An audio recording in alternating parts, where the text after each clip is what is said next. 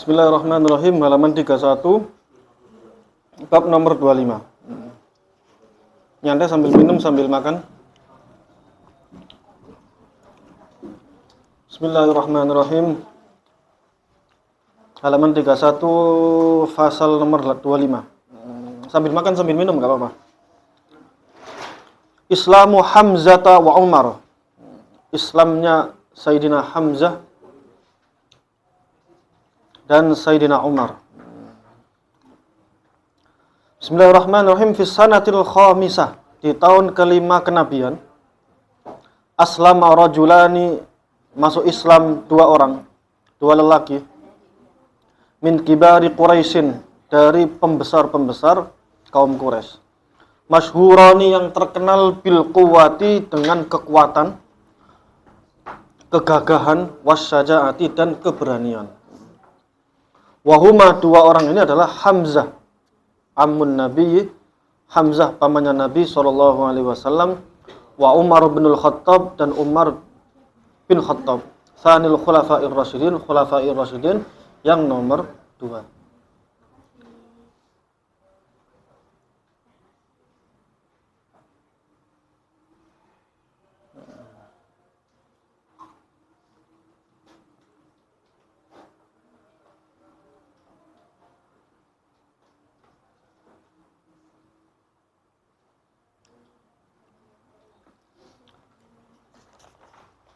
Wa kana Umar, dan dulu Umar, qabla islamihi, sebelum masuk Islam, min a'zamil mu'aridin, termasuk penentang terbesar, paling besarnya penentang lil islami, pada Islam. Wal muntakimina, dan orang-orang yang menyiksa, mimman aslama, pada orang-orang yang masuk Islam. Fa'azzallahul islama bi islamihima, lalu Allah memuliakan Islam dengan masuk Islamnya Umar dan Hamzah. Wa kanal muslimuna, dulu orang-orang muslim, fi dzalikal waqt, di waktu itu, arba'ina rajulan, jumlahnya 40 lelaki, wa ahda asrata imra'atan, dan 11 perempuan. Pembahasan tentang Islamnya Hamzah dan Islamnya Umar. Ini termasuk yang membawa pengaruh besar terhadap Islam. Sebelumnya Hamzah adalah pamannya Nabi. Hamzah bin Abdul Muthalib itu pamannya Nabi, tapi umurannya agak mirip-mirip.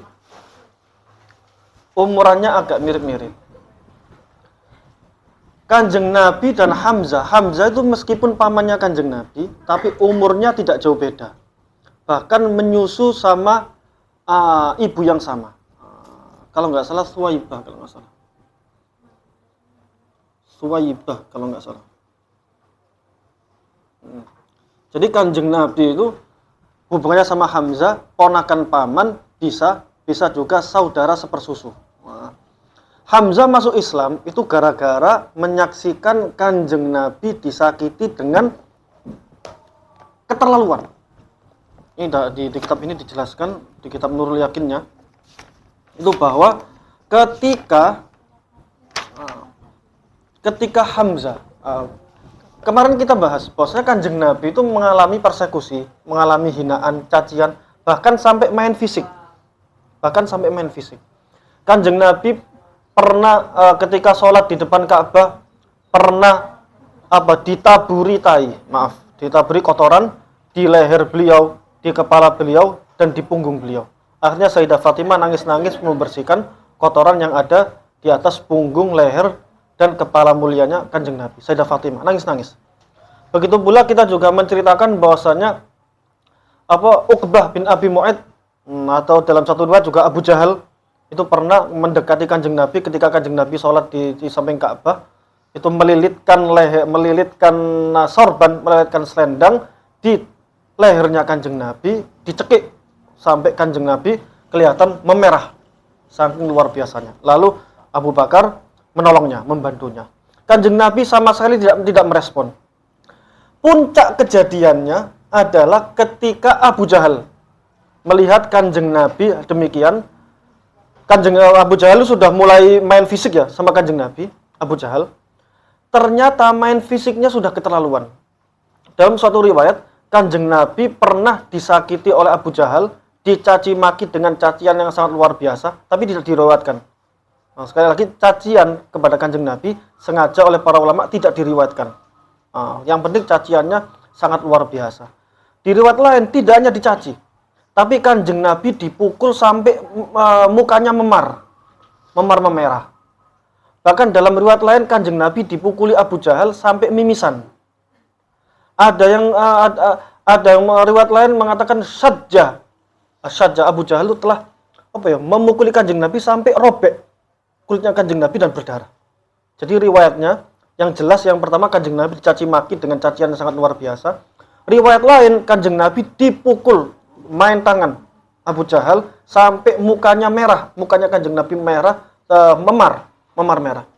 Tapi ada riwayat lain mengatakan Kanjeng Nabi dipukuli Abu Jahal sampai luka mimisan. Bahkan ada yang mengatakan sampai robek kulitnya Kanjeng Nabi, dan Kanjeng Nabi tidak meresponnya sama sekali, tidak membalasnya sama sekali. Nah, padahal Kanjeng Nabi itu jagoan, Kanjeng Nabi itu gagah. Tapi selama tidak diperintahkan oleh Gusti Allah untuk membalas, maka Kanjeng Nabi diam saja, tidak merespon. Ketika melihat Kanjeng Nabi babak belur, dihantam, digibengi, diwantemi, disakiti sama Abu Jahal, dan tidak ada satupun yang berani. Karena Abu Jahal ini pemuka Quraisy yang sangat ternama, yang sangat gagah, kaya. Abu Jahal itu julukannya adalah Abul Hakam, bapak kebijaksanaan. Nah, kenapa dikatakan Abu Jahal, dikatakan bapak kebodohan? Karena ketika puncak karirnya, bapak hikmah, bapak kebijaksanaan, ternyata Islam datang dan perlakuan Abul Hakam yang dijuluki Abul Hakam ini kepada umat Islam sangat tidak mencerminkan julukannya. Akhirnya julukannya diubah menjadi Abu Jahal.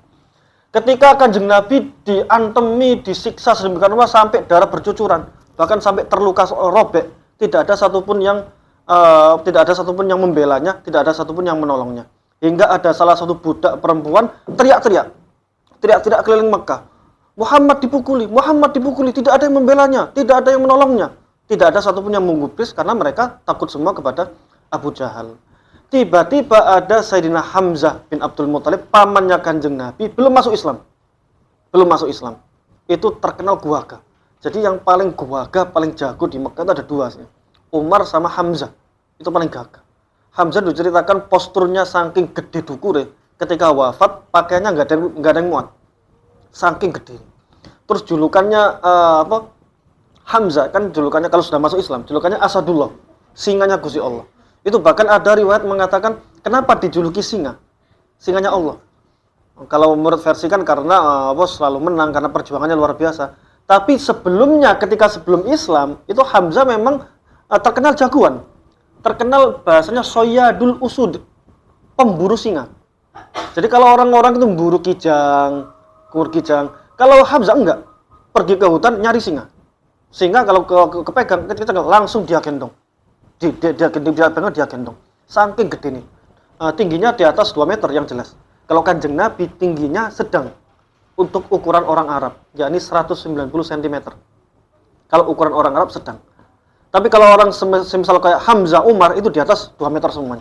Orang-orang gagah semua. Ketika Hamzah baru datang berburu, dia megang pedang sama megang singa di bawah singa hasil buruannya. Melihat ada budak perempuan teriak-teriak, Muhammad disiksa, Muhammad disakiti Abu Jahal, Muhammad tidak ada yang membela, tidak ada yang menolong. Maka Hamzah yang saudaranya naik pitam, langsung marah.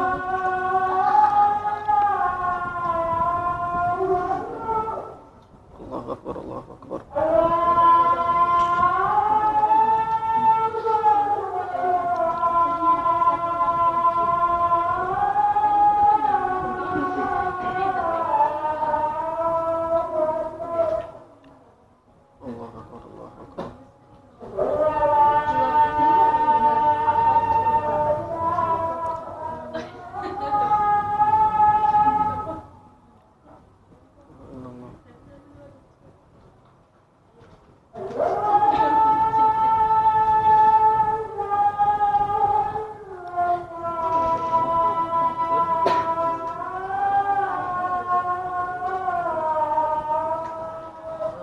La ilaha illallah.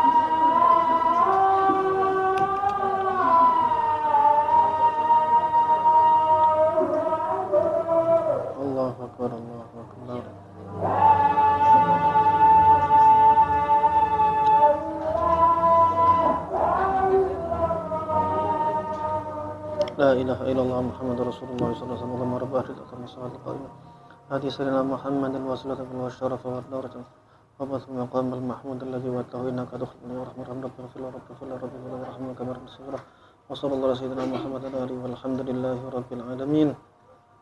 Hamzah ketika pulang dari berburu mendengar Muhammad disiksa, Muhammad dipukuli oleh Abu Jahal dan tidak ada satupun yang membelanya, tidak ada satupun yang menolongnya.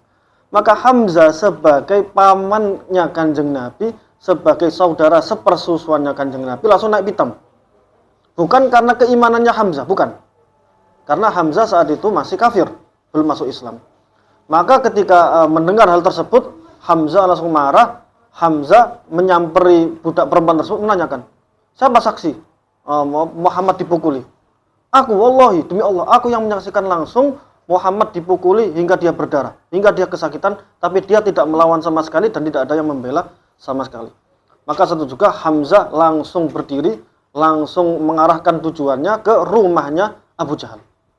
Ketika Hamzah sampai ke rumahnya Abu Jahal, dia ketuk, dibukakan oleh Abu Jahal. Saat itu ada dua orang, Abu Jahal, satunya kalau nggak salah Uqbah, sama-sama para petinggi Quraisy. Ketika dibuka, disambut sama Abu Jahal, ahlan wa sahlan, marhaban, marhaban wahai Hamzah bin Abdul Muttalib. Oh, sama-sama pejuangnya, sama-sama orang-orang hebat, sama-sama gagahnya. Tanpa ngomong langsung Hamzah ngantem Rain Abu Jahal, diwantem nggak ada satupun seorang yang berani memisah. Diwantem bahkan tidak cuma dengan tangan, diwantemi Rain Hamzah memukul, menjotos mukanya Abu Jahal, tidak hanya dijotos pakai tangan, tapi langsung panahnya yang buat memburu, itu busurnya, langsung ditusukkan ke mukanya, sampai mukanya robek. Mukanya Abu Jahal sampai robek. Tidak ada satupun yang berani. Ketika samping-sampingnya Abu Jahal, pasukannya Abu Jahal, emang Abu Jahal orang-orang terhormat. Ketika ada orang terhormat digitukan, maka orang sekitarnya langsung bangkit. Mau ngurupung mau ngeroyok Hamzah, tapi ternyata kata Abu Jahal dengan megang lukanya, berhenti, biarkan. Memang benar, saya memang telah menyakiti Muhammad. Itu termasuk agak bijak lah, Abu Jahal bijak. Akhirnya Hamzah pulang, Hamzah sebelum pulang langsung bilang ke Abu Jahal, wahai Abul Hakam, apakah kau akan terus menyiksa Muhammad ketika aku sudah masuk agamanya? Langsung dia pamit. Ketika pamit, Abu Jahal mikir, maksudnya kata-katanya apa? Apakah kau tetap menyiksa Muhammad ketika aku bergabung dengan agamanya? Maka ketika Hamzah pulang ke rumah, nyamperi ke Nabi Muhammad, langsung berkata, wahai Muhammad, aku telah berkata kepada Abu Jahal demikian, dan aku tidak akan mencabut ucapannya. Aku tidak akan mencabut ucapanku. Aku sebagai lelaki tidak akan mencabut ucapanku bahwa aku akan menjadi pengikutmu. Aku akan menjadi masuk kepada agamamu. Maka satu juga Hamzah bersyahadat. Intinya apa? Hamzah ini masuk Islam karena melihat ponakannya dan saudara sepupunya dipukuli sampai mimisan, bahkan sampai terluka. Syadja itu kayak luka robek di kepala. Dan darahnya bercucuran. Ya enggak tego. Ponakannya, saudara sepupuannya, orang Nabi Muhammad itu orang baik, orang bagus, orang amanah, dicintai masyarakat, dicintai keluarga. Tiba-tiba ada yang menyakiti sedemikian rupa sampai babak belur, bahkan sampai terluka. Itu loh, rasa kekeluargaannya muncul, tapi kemudian itu yang membawa dia sampai masuk Islam. Dan dengan masuknya Islam Hamzah, maka sedikit demi sedikit petinggi Quraisy menurunkan egonya. Karena Hamzah ini adalah termasuk orang-orang yang nasabnya tinggi, kastanya tinggi, dan termasuk terkenal gagah dan tidak pernah terkalahkan. Posturnya juga sangat gede dukur dan menakutkan. Itu tidak lama kemudian Hamzah, ketika Hamzah sudah masuk, maka Hamzah menjadi bodyguardnya Kanjeng Nabi. Menjadi bahasa sesi keamanan lah, satpamil Darul Arqam. Kemarin kita bahas Darul Arqam, rumahnya Arqam itu ada di ujung, di pojokan di daerah Bukit Sofa. Bukit Sofa itu rumah di ujung, itu rumah tempat para sahabat Kanjeng Nabi belajar, tempat Kanjeng Nabi menyampaikan wahyunya Gusti Allah. Kenapa? Itu tempat tersembunyi agar tidak ada satupun orang kafir yang melihatnya. Kenapa tersembunyi? Karena Kanjeng Nabi tidak mau ketika ada sahabat diajari Al-Quran, ada sahabat yang menyembunyikan keislamannya, ketahuan, maka potensi sahabat tersebut akan disiksa oleh orang-orang kafir. Maka Kanjeng Nabi lebih nyaman membuka majelisnya di rumahnya Arqam, namanya Darul Arqam. Dan Hamzah ketika masuk Islam, maka Kanjeng Hamzah dijadikan gampangan nih bodyguard-nya Kanjeng Nabi yang menjaga Darul Arqam. Singkat cerita, Hamzah sudah masuk Islam. Sekarang ganti Umar. Umar ini terkenal orang yang gagah, orang yang keras. Bahkan salah satu penyiksa-penyiksa para sahabat Kanjeng Nabi termasuk Umar. Bahkan Umar juga yang mengeluarkan, yang menyetujui kebijakan bahwasanya setiap kepala keluarga yang ada satu anggota keluarganya masuk Islam, maka kepala keluarganya wajib menyiksanya sampai keluar dari Islam. Kalau ada kepala keluarga yang masuk Islam, maka tugas dari kepala kabilah, kepala bani, kepala keluarga Islam, dia wajib menyiksanya. Maka kayak Sayyidina Umar itu biasa menyiksa saudara-saudara sendiri yang masuk Islam. Kenapa hal demikian dikasih kebijakan? Karena orang lain itu tidak berani menyiksa keluarga lain. Karena menyiksa orang lain itu takutnya keluarganya, hamiyahnya keluar. Fanatisme keluarganya keluar. Makanya orang yang punya keluarga besar, mereka tidak mau menyentuhnya. Maka yang menyiksa orang tersebut adalah keluarganya sendiri. Itu salah satu kebijakan Sayyidina Umar. Umar itu saking gagahnya, itu biasa bertempur dengan 10 orang, bahkan 100 orang itu biasa sekali. Saking gagahnya, tapi dia cerdas. Lalu Sayyidina Umar ini terkenal kalau sudah pakai baju baju zirah, baju perang, baju tempur, baju besi. Kalau Umar sudah pakai baju besi, maka itu masyarakat sudah tahu bahwasanya Umar mau tengkar sama orang dan tidak akan kembali kecuali lawannya terbunuh atau dia terbunuh. Itu terkenal. Karena Sayyidina Umar sangat gagah sekali. Kalau Umar keluar dari rumah pakai baju zirah tadi, itu pasti Umar mau berkelahi sama orang, pasti salah satu diantaranya yang mati. Ketika Sayyidina Umar puncak, lihat ternyata banyak sekali sahabat-sahabat yang orang-orang Mekah yang masuk Islam, sehingga semakin banyak orang yang tersiksa, orang-orang yang disiksa. Akhirnya saking sumpek ya, Sayyidina Umar, iki penyebabnya Muhammad. Maka tugasku adalah aku ingin membunuh Muhammad. Maka saat itu juga Umar datang ke rumah pakai baju zirah, baju besi tadi, baju besi, keluar ke rumah bawa pedang menuju ke rumahnya Kanjeng Nabi. Ketika sampai ke rumahnya Kanjeng Nabi, ketemu salah satu para sahabatnya. Pas lewat jalan itu semuanya aslinya orang-orang Quraisy kaget semua. Umar mau kemana? Umar kemana? Pakai baju besi. Pasti ada yang terbunuh habis ini. Pasti ada yang terbunuh. Dan ternyata arahnya kepada rumahnya Kanjeng Nabi. Itu artinya Sayyidina Umar itu sudah berniat diri, bertekad untuk membunuh Kanjeng Nabi. Tapi ketika sampai ke depan rumahnya Kanjeng Nabi, ada penjaganya, sahabat. Wahai Umar, apa yang kau urus? Apa yang kau lakukan? Aku ingin bertemu dengan Muhammad, aku ingin membunuhnya Muhammad. Karena dengan Muhammad datang ini, Mekah ini jadi kacau balau. Banyak sekali saudara-saudara yang saling menyiksa antara satu sama lain. Aku ingin membunuh Nabi Muhammad sekarang ini juga. Maka penjaganya apa menjawab penjaga? Jangan jauh-jauh ke Muhammad. Kamu nggak tahu di dalam keluargamu sendiri itu ada yang masuk Islam. Nah, kalau dia dengar di keluargamu sendiri ada masuk Islam, berarti kan Umar bertugas untuk menyiksa keluarganya. Itu kan sesuai kebijakan yang dia tekan. Siapa yang kau maksud? Adikmu sendiri sudah masuk Islam, Fatimah bintul Khattab.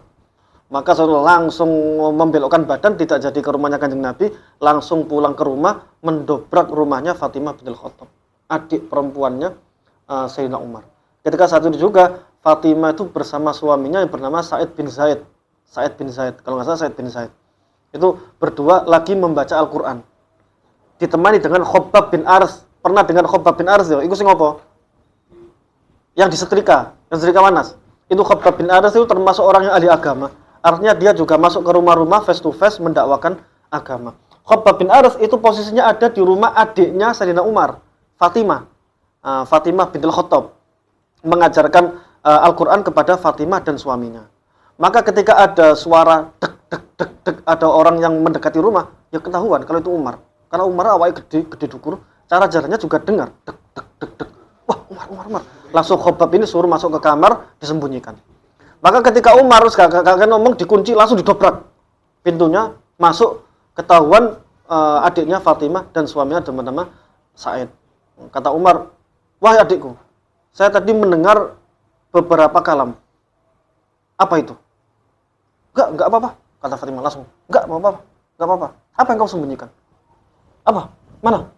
Jangan. Kamu najis. Kamu masih kafir. Akhirnya artinya kamu barusan kamu apa yang kau dengarkan? Saya barusan mendengarkan Al-Qur'an.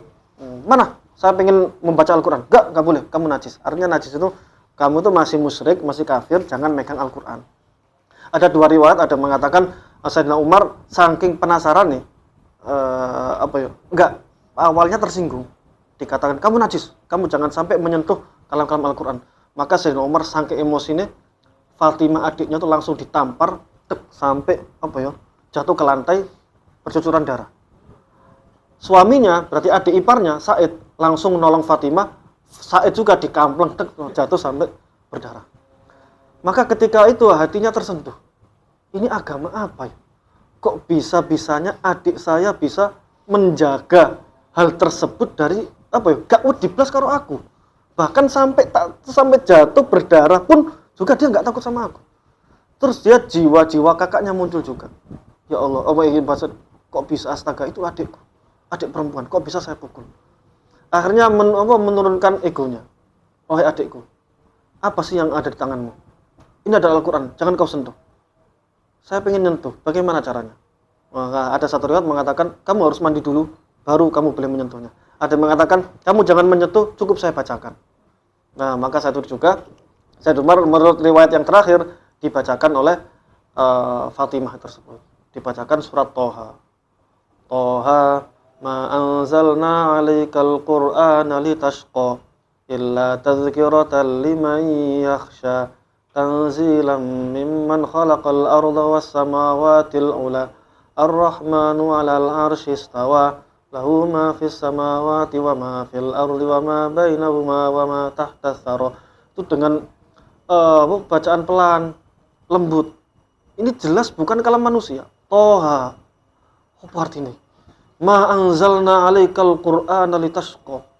Kami tidaklah menurunkan Al-Qur'an supaya kalian celaka. Illa tadhkiratan liman yakhsha, kecuali untuk peringatan bagi orang-orang yang takut, yang mau mendengarkan peringatan. Illa tadhkiratan liman yakhsha. Tanzilam mimman khalaqal arda was samawatil ula.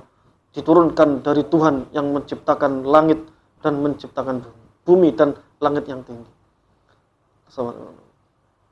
Ar-Rahmanu 'alal 'arsy istawa. Tuhan yang Maha Penyayang 'alal 'arsy istawa, berkuasa atas arsy. Ar-Rahmanu 'alal 'arsy istawa. Lahu ma fis samawati wa ma fil ardi wa ma bainahuma wa ma tahta tsar. Itu dibaca awal, terus lanjut kisahnya Nabi Musa. Itu Toha itu sangat indah sekali. Pembahasan Nabi Musa sampai akhir surat, Sayyidina Umar tetap mendengarkan. Akhirnya netes air matanya. Indah sekali, kata Sayyidina Umar. Ini indah sekali. Ini jelas bukan kalam Muhammad. Ini jelas kalam Tuhan. Maka satu juga Khabbab yang mendengarkan hal tersebut. Kok Sayyidina Umar, gak marah? Akhirnya ngintip. Ternyata Umar menangis mendengarkan Al-Quran tersebut. Sangat indah sekali. Indah sekali. Ngerti nahwu, ngerti cerita, itu nangis. Temenan, baca Toha itu indah banget. Toha itu indah. Toha ma anzalna 'alaikal Qur'an. Bayangkan bahwasanya Gusti Allah langsung yang berbincang kepada kita. Satu juga Sayyidina Umar nangis. Bayangkan Sayyidina Umar sing keras hatinya loh. Yang tega, yang sadis gampangannya. Itu mendengar Quran sampai menangis. Maka satu juga, wahai adikku, antarkan aku ke Muhammad. Akhirnya yang mengantarkan adalah Khabbab bin Arth. Muncul Khabbab bin Arth. Saya siap mengantarkan. Maka satu juga Khabbab bin Arth mengantarkan Sayyidina Umar menuju ke rumahnya Kanjeng Nabi, yang ternyata Kanjeng Nabi posisinya ada di Darul Arqam. Di rumahnya nggak ada, adanya di Darul Arqam. Darul Arqam nggak ada yang tahu kecuali orang-orang Muslim pada saat itu. Kan Darul Arqam kan rumah rahasia untuk mengajarkan Islam. Maka Sayyidina Umar diantarkan oleh Khabbab bin Arth yang sempat disiksa itu, menuju ke Darul Arqam, tempat persembunyian umat Islam, dan di situ ada Kanjeng Nabi. Darul Arqam itu bertingkat, rumahnya bertingkat. Yang posisi atas itu tempat orang-orang yang satpamnya lah gampangannya, mata-mata. Kalau ada orang Quraisy masuk ke gang sini, itu berarti dia akan menyerang Darul Arqam. Ternyata kabar itu beneran. Di gang depan mengarah ke rumah Darul Arqam, ternyata ada Umar memakai baju besi. Ya kan semuanya tahu. Wah, ini gegeran nih. Ini gegeran nih. Ternyata diantar sama Khabbab bin Arats. Duh, ini apa yang gegeran? Ada sahabat, enggak, itu kalau Khabbab bin Arats, enggak. Khabbab bin Arats itu pasti ditahan. Pasti ditawan sama Umar untuk dipaksa untuk menunjukkan. Itu Sayyidina Umar harus nggawa pedang, pedangnya masih dibawa. Pedang sama pakaian besi menuju Darul Arqam. Ketika yang nonton pemandangan di ujung gang itu ada Umar pakai baju besi, membawa pedang, sampingnya ada Khabbab yang mungkin tawanan, maka Hamzah langsung berdiri berkata, "Ya Rasulullah, izinkan aku menghadapi Umar sampai salah satu di antaranya mati." Nah, kan pada jagoan. Umar jagoan, Hamzah juga jagoan. Apa katakan Nabi? "Wahai para sahabatku, Hamzah ini bawa ke kamar." Amankan Hamzah ini. Ini Hamzah ini saking melindungi Kanjeng Nabi, saking takutnya dengan Sayyidina Umar. Mengerikan sekali. Umar pakai itu kan terkenal. Kalau Umar pakai baju besi itu pasti kelahi. Lawannya kalau nggak lawannya mati, dia yang mati. Ya, seperti itu. Dan pasti lawannya yang mati. Sayyidina Umar gagah. Ada Kanjeng Nabi, Hamzah suruh masuk ke kamar. Maka suruh masuk kamar. Umar masuk. Katakan sahabat takut semua. "Ya Rasulullah, mending gak usah dibuka ya Rasul." Buka. Ketika dibuka, ketika Sayyidina Umar melihat Kanjeng Nabi, langsung tidak berani tatap mata, langsung nunduk, langsung berjalan menuju Kanjeng Nabi dengan pedangnya, lalu dipegang pundaknya sama Kanjeng Nabi. "Ya Umar, apakah telah tiba peringatannya Gusti Allah kepadamu?" Wahai, langsung nunduk, tek. Langsung langsung aslinya berdiri, langsung cedek. "Ya Umar, apakah belum tiba kau pasrah tunduk kepada Tuhan?" Langsung nunduk lagi.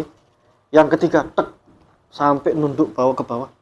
"Ya Umar, apakah belum tiba waktunya kau tunduk kepada Gusti Allah, kepada Tuhan dan kepada utusannya?" Langsung Sayyidina Umar nangis, langsung asyhadu alla ilaha illallah wa anna Muhammadar Rasulullah.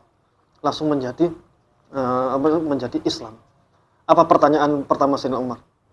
Pertama, karena Rasulullah, ajarkan aku yang terpenting tentang Islam. Diajarkan singkat. Langsung pertanyaan kedua, "Wahai umat Islam, para sahabat Muhammad, siapa Quraisy yang paling membenci kalian selain saya?" Paham maksudnya? Siapa orang Quraisy yang paling kalian takuti selain saya? Kan Sayyidina Umar dulu ditakuti sama orang-orang Muslim. "Ada wahai Umar, yang paling kutakuti adalah Umar bin Hisham, Amr bin Hisham atau Umar bin Hisham." Siapa itu? Abu Jahal. Abu Jahal gagah, podo. Jenenge pada Umar. Makanya Kanjeng Nabi itu terkenal pernah dulu waktu zaman masih lemah-lemahnya, "Ya Allah, aizzal islama bi ahadi umaro ini." Ya Allah, menangkanlah atau gagahkanlah Islam dengan salah satu dari dua Umar. Umar bin Khattab atau Umar bin Hisham. Ada yang mengatakan Umar, ada yang mengatakan Amr.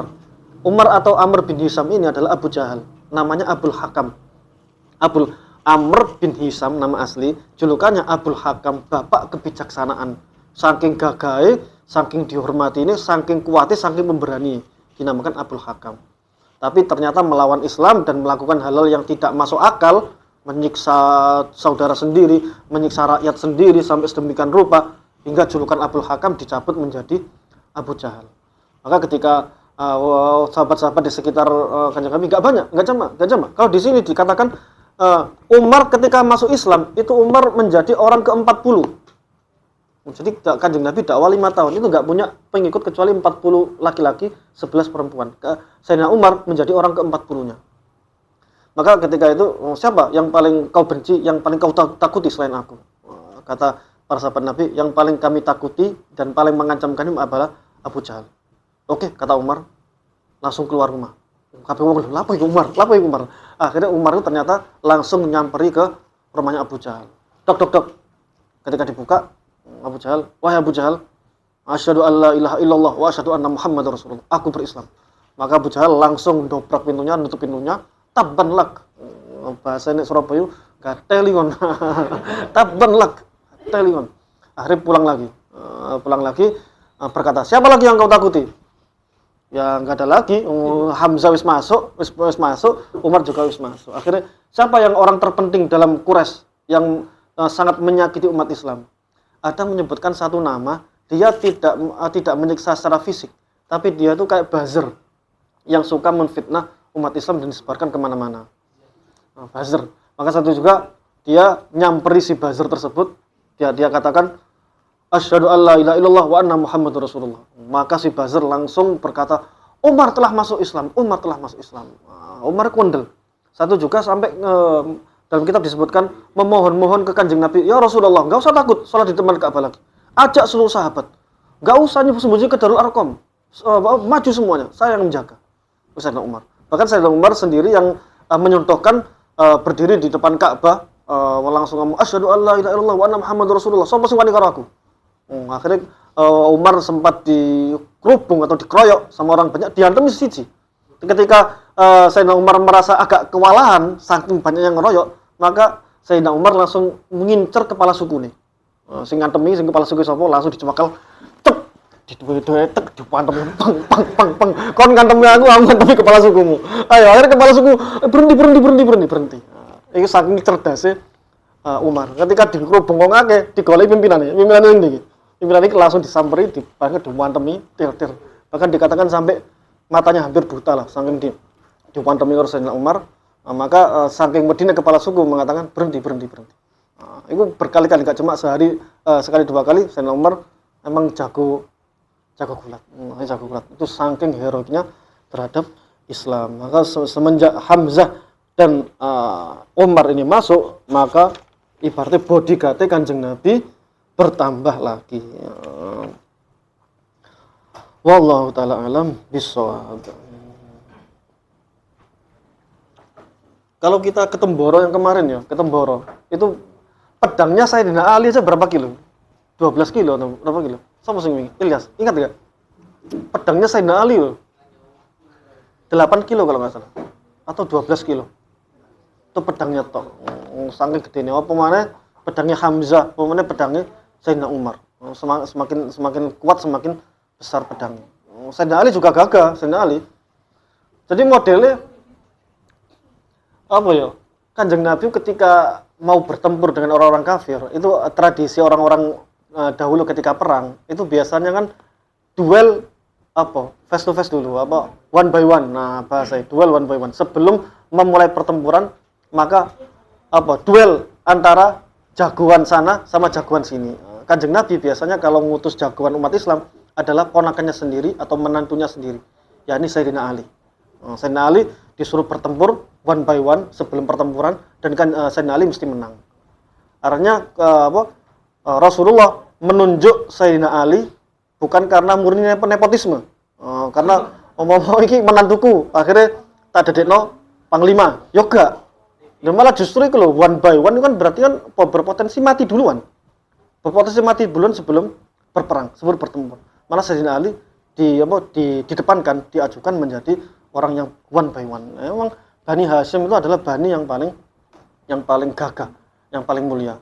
Jalur keturunan Nabi Ibrahim dan Nabi Ismail turun ke Kinanah, turun ke Quraisy, sampai itu jalurnya orang-orang hebat semua. Sehingga keluarga besarnya Kanjeng Nabi di samping nasabnya bagus, kastanya juga bagus, orangnya cerdas-cerdas, ganteng-ganteng, gagah-gagah, dan sangat disegani. Termasuk Hamzah bin Abdul Muthalib ini. Termasuk juga Abu Lahab. Abu Lahab juga sama. Abu Lahab ini juga putra pamannya Kanjeng Nabi. Dinamakan Abu Lahab karena apa? Masih ingat nggak? Karena menyala. Abu Lahab, bapak glowing bahasa. Lahab kan artinya menyala. Bapak saking gantengnya dan saking cerdasnya. Istrinya juga saking cantiknya dijuluki Ummu Jamilah. Abu Lahab. Keluarganya Kanjeng Nabi ganteng-ganteng, gagah-gagah, cerdas-cerdas, dan sangat wibawa semua. Wallahu ta'ala alam bissawab. Monggo pertanyaan.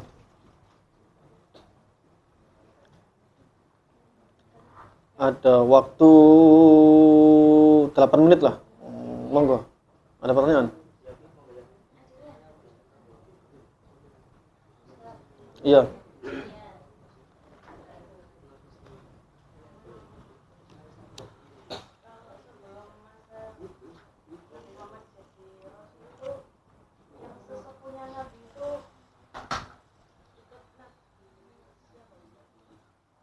Oh, bapak mbahnya. Jadi antara Nabi Ibrahim dan Nabi Ismail sampai Nabi Muhammad itu selama 2700 tahun. Tidak ada satupun nabi. Tidak ada satupun nabi. Berbeda dengan Bani Israel. Bani Israel itu 2700, 2000 tahun dari Nabi Ishak sampai Nabi Isa.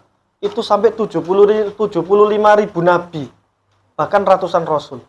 Itu di Israel. Tapi di Arab tidak ada sama sekali dari Nabi Ismail yang ditaruh sama Nabi Ibrahim di Mekah sampai Nabi Muhammad tidak ada nabi sama sekali selama 2700 tahun. Sehingga kalau pertanyaannya apa agama yang dianut oleh mbah-mbahnya Kanjeng Nabi, maka dikatakan adalah ibadahnya mbah-mbah Kanjeng Nabi mengikuti agamanya Nabi Ibrahim. Sholat 2 kali kalau nggak salah, dengan tata cara yang wallahu alam seperti apa saya kurang tahu. Yang penting mengikuti agama Nabi Ibrahim yang mengesahkan Gusti Allah. Berarti kalau orang-orang musyrik yang lain yang menyembah berhala-berhala itu sebetulnya awal-awalnya juga menyembah agama Nabi Ibrahim dan mengenal Gusti Allah. Cuman gara-gara ada siapa? Al-Khuzai orang pertama yang membawa dijuluki Abu Sonam, bapak berhala. Itu orang pertama yang membawa berhala ke Mekah dari Syam. Syam itu peradabannya maju. Ketika dia berbisnis eksportir ke Syam, dia melihat orang-orang Syam menyembah berhala, maka dia membeli patung dan ditaruh di Mekah. Akhirnya banyak orang-orang yang menyembahnya. Mereka mengatakan, "Gitu loh, Syam itu peradaban maju. Masa kita nggak niru gaya agamanya orang-orang Syam, yakni menyembah berhala." Akhirnya saat itu juga sedikit demi sedikit mengenal dewa-dewa, mengenal Tuhan-Tuhan seperti Tuhan-Tuhan syirik-syirik semua seperti Lata, Uzza, Naila dan sebagainya bagi orang-orang yang musyrik. Tapi kalau keluarga Nabi dari jalur bapak lurus, tidak ada satupun yang musyrik.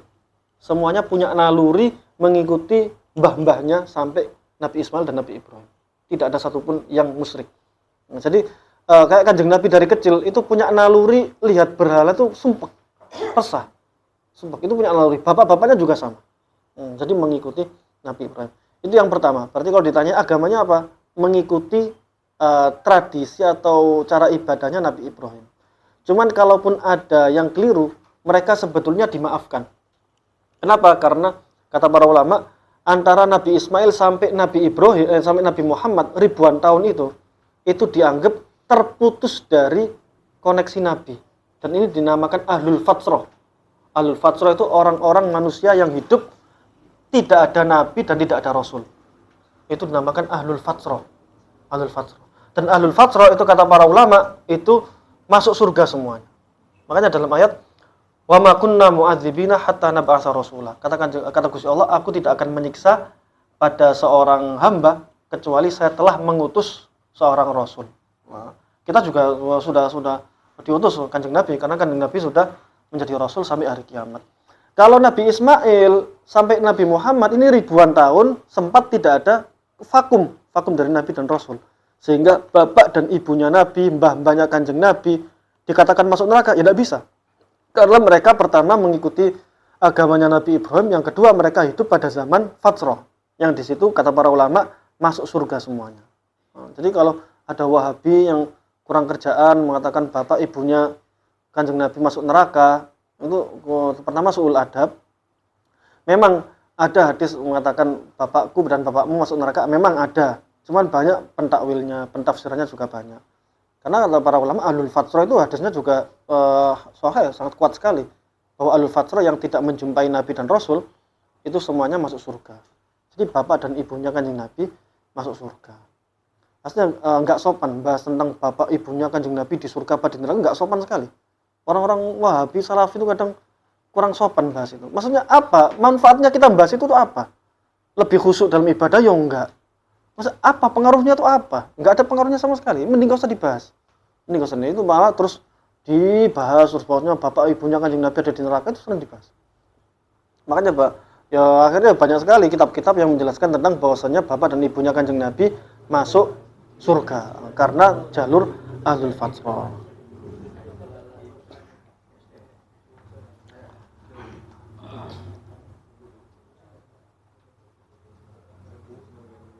Mau nggak ada pertanyaan lain? 5 menit lagi.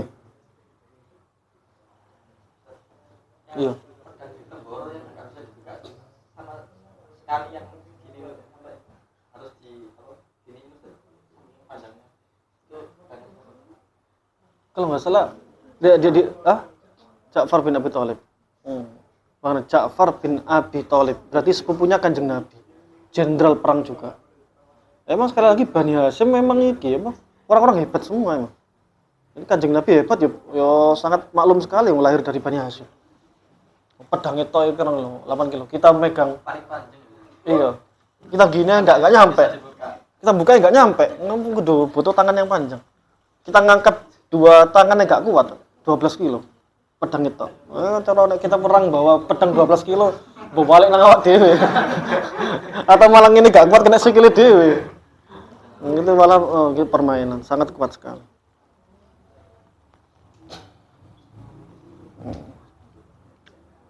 Sama, ada pertanyaan lagi? 5 menit.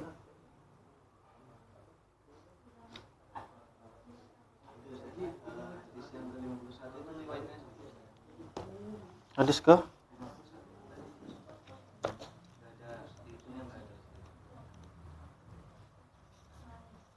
Oh iya, dicek ya gampang.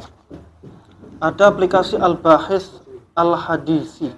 Nah, itu aplikasi yang sangat penting sekali. Hah? Ini, Amit. Tulisan Arab iya. Kayaknya di ini ada di apa? Di apa? Play Store kayaknya ada. Cuman nggak tahu kalau iPhone. Al-Bahis.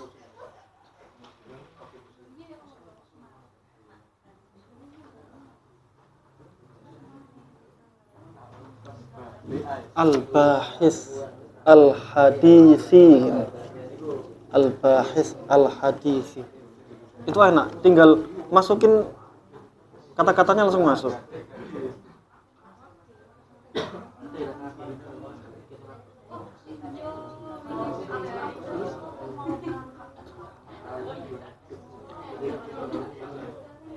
Riwayat Sahih Muslim.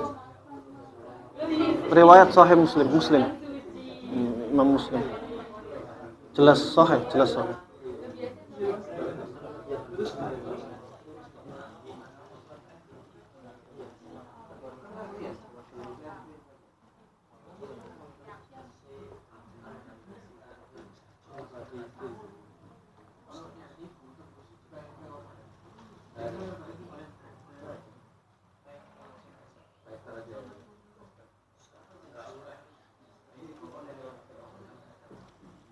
Cukup sekian ya. Setengah jam lagi azan nih. Wallahu ta'ala alam bis